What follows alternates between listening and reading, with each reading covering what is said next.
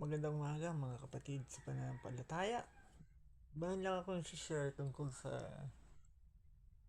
aking sasaksihan.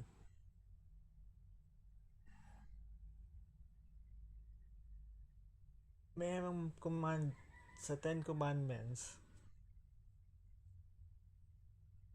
na ginagamit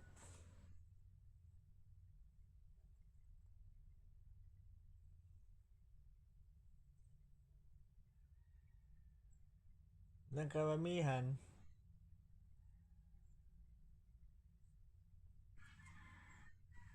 na nanay para i-control at i-manipulate ang mga anak. Katulad na lamang ng term na love your mother as you love God. So, ginagamit nilang alas yan pa-kontrolin at i-manipulate ang mga anak nila. Tapos, pag nag-reson out yung anak, masama pa.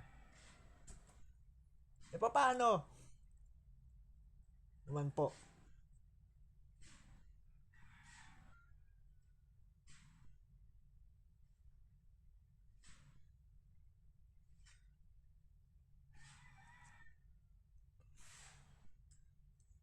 Din yung mga unethical terms na binibitawan ng ibang magulang sa mga anak, ng ibang mga nanay sa mga anak. Karapat dapat pa ba silang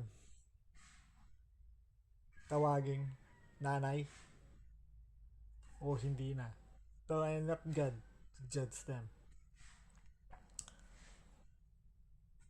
Pero please lang po, pakiusap lang po sa mga nanay na gumagamit ng term na yan.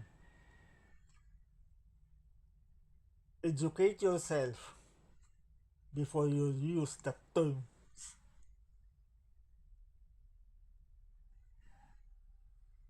How can you say that terms? Love, how can you use that terms kung kayo din hindi nagpakamabuting mga nanay sa mga anak nyo? Tandaan nyo po, kayo ang sandigan dapat ng mga anak nyo. Hindi kayo ang nagda-down sa mga anak nyo. Mothers, sorry po. Pero, wala po kayong karapatang gamitin ang term na love your mother as you love God.